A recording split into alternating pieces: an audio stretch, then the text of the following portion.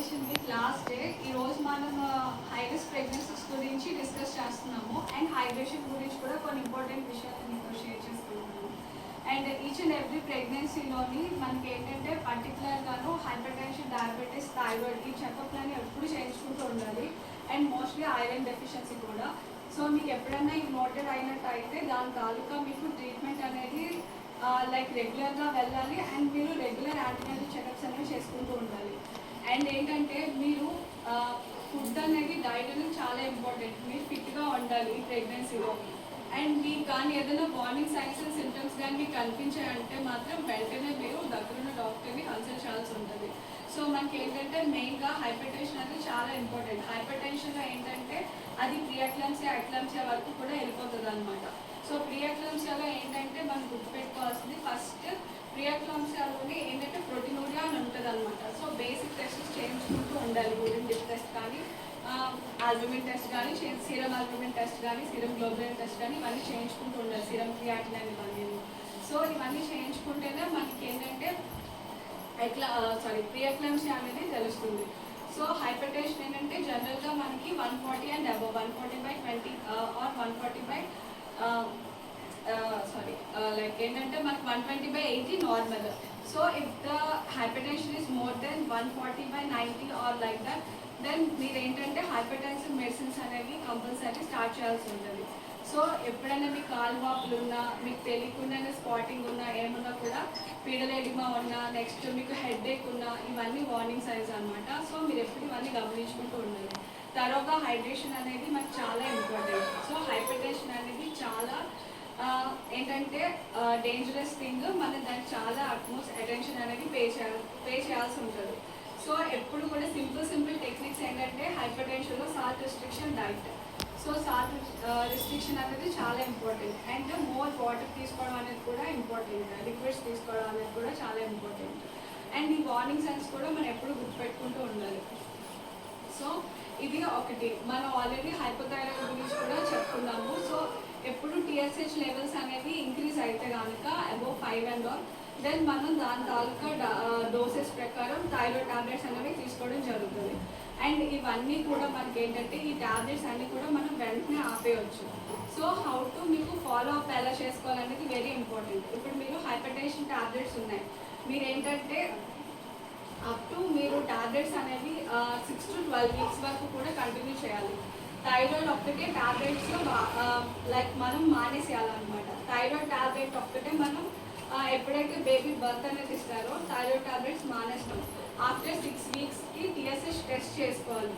అప్పుడు after 6 weeks తర్వాత TSH test చేసుకుంటే మనకి మళ్ళీ ఇంక్రీజ్ అయితే దెన్ మీరు మళ్ళీ లైక్ పోస్ట్నాటల్గా వాళ్ళకి థైరాయిడ్ డ్రగ్స్ అనేవి మనం ఇస్తాం అనమాట. సో ఇలానే మనం ఏంటంటే లైక్ మనం హైపర్ టెన్షన్ కానీ, డయాబెటీస్ కానీ మందులు ఎప్పుడైతే బేబీ పుట్టగానే మనం వాడాల్సిన మందులు మానేసేయచ్చు.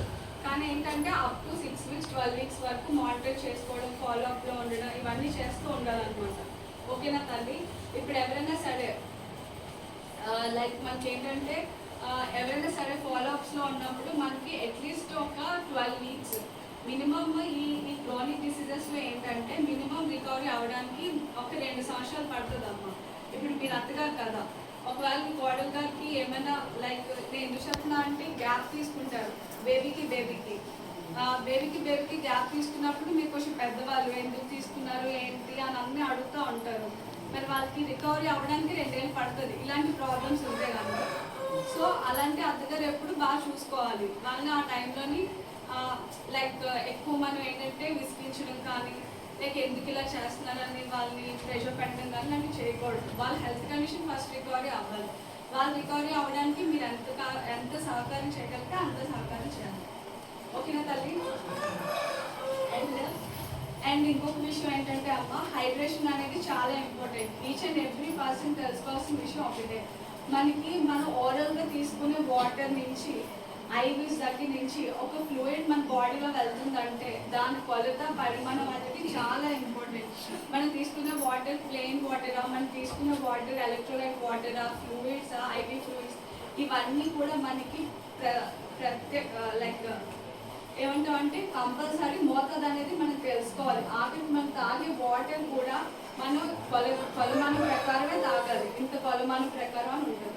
సో మనకి అందరికీ తెలిసిన విషయం ఏంటంటే వాటర్ అనేది 2 litres of water compulsory each and every person అనేది తీసుకోవాలి. So daily 2 litres of water అంటే 2 లీటర్లు వాటర్ తీసుకోవాలన్నమాట. సో 2 లీటర్ వాటర్ తీసుకోవాల్సినప్పుడు మీరు దాన్ని డివైడ్ చేసుకోవాలి. 1 లీటర్ ప్లెయిన్ వాటర్ తీసుకోవాలి. 1 లీటర్ మీకు ఏదైనా జ్యూస్ కానీ కీరా జ్యూస్ కానీ లేదంటే ఓఆర్ఎస్ ప్యాకెట్ జ్యూస్ కానీ ఎలక్ట్రోలైట్స్ కానీ సో మీరు అలా డివైడ్ చేసుకోవాలి. సో మీరు ఏంటంటే 2 లీటర్ వాటర్ కూడా మీరు ప్యూర్ ప్లెయిన్ వాటర్ అనేది తాగకూడదు. ఒకవేళ మీరు pure plain water more than 2 litres ఉత్తి నీళ్ళు లైక్ ఉత్తి వాటర్ నీళ్ళే మీరు తాగేశారు అనుకోండి. సో మీకు ఏంటంటే హైపోనాట్రిమియా హిమోడైజెషన్ ఇవన్నీ అవుతాయి అన్నమాట. సో హైపోనాట్రిమియా కండిషన్స్ ఎలా ఉంటాయంటే చాలా మనకి ఏంటంటే కన్ఫ్యూజన్, ఓకేనా తల్లి, మనకి కన్ఫ్యూజన్గా ఉండడం, ఎజిటేషన్గా ఉండడం, గాబరాగా ఉండడం ఇలాంటివన్నీ జరుగుతాయి అన్నమాట. సో ఎప్పుడు కూడా వాటర్ తీసుకున్నప్పుడు ప్లెయిన్ వాటర్ ఒక 1 లీటర్ తీసుకుంటే ఇంకొక 1 లీటర్ కూడా మనకి ఏంటంటే ఎనీ కీరా జ్యూస్ కానీ లేదంటే electrolytes lime water like lemon water అన్నమాట, మన నిమ్మకాయ నీళ్ళు కానీ అలా తీసుకుంటూ ఉండాలి. ఇప్పుడు మీకు వాటర్ 2 లీటర్ తాగమన్నారు కదా అని చెప్పి 2 లీటర్ ప్లెయిన్ వాటర్ అనేది తాగకూడదు, ఓకేనా అమ్మ? సో ఇది ప్రతి ఒక్కరు గుర్తుపెట్టుకోవాలి. అండ్ ఏంటంటే మనం తీసుకున్న ఆహారం కూడా ఎప్పుడు మనకి శుద్ధంగా ఉండాలి. మనం చేసుకున్న ప్రతి ఫుడ్, ఇంట్లో వండుకున్న ఫుడ్ కూడా ఎప్పుడు వేడిగా ఉండాలి. నీడ్స్ అవన్నీ మెయింటైన్ చేయాలి. రైనీ సీజన్ కాబట్టి హౌస్ ఫ్లైస్, మస్కిటోస్ ఇవన్నీ ఉంటాయి. సో ఎప్పుడు కూడా వండిన పదార్థాల మీద మూతలు పెట్టడం, వేడిగానే తినేయాలి సీజన్ రైనీ సీజన్ కాబట్టి.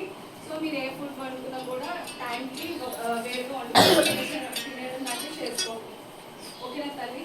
సో ఈ వాటర్ గురించి మీకు అన్నీ అర్థమైందా? ఎవరికన్నా డౌట్ ఉంటే అడగచ్చు. అర్థమైంది తల్లి? వాటర్ ఎలా తీసుకోవాలో ఒకటి చెప్తారా? ఎలా తీసుకోవాలి వాటర్ అనేది?